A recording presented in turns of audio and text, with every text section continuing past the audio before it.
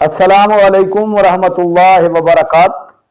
اردو زبان و ادب کے شائقین اور طلباء، میں ڈاکٹر سعید عاصم آپ سے مخاطب ہوں۔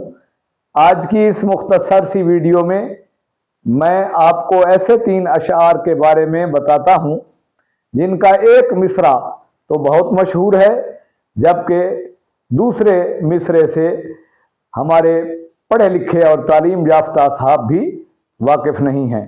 ان 3 اشعار میں پہلا شعر ہے: تنگ دستی اگر نہ ہو سالک، تندرستی ہزار نعمت ہے۔ یہ جو دوسرا مصرع ہے، تندرستی ہزار نعمت ہے، یہ زبان زد عام ہے، جبکہ پہلا مصرع عام طور پر لوگوں کو نہیں آتا۔ اس کے ساتھ ساتھ اس شعر کے حوالے سے ایک اور غلط فہمی عوام میں یہ پائی جاتی ہے کہ یہ شعر شاید مرزا غالب کا ہے، حالانکہ یہ شعر مرزا غالب کا نہیں، ان کے شاگرد قربان علی سالک کا ہے۔ اسی طرح یہ جو اگلا شعر ہے: بھانپ ہی لیں گے اشارہ سر محفل جو کیا، تاڑنے والے قیامت کی نظر رکھتے ہیں۔ اس شعر کا بھی یہ جو دوسرا مصرع ہے، تاڑنے والے قیامت کی نظر رکھتے ہیں، یہ مصرع بہت مشہور ہے، جبکہ پہلا مصرع عام طور پر لوگوں کو معلوم نہیں ہے، اور یہ شعر جوہر فرخ آبادی کا ہے۔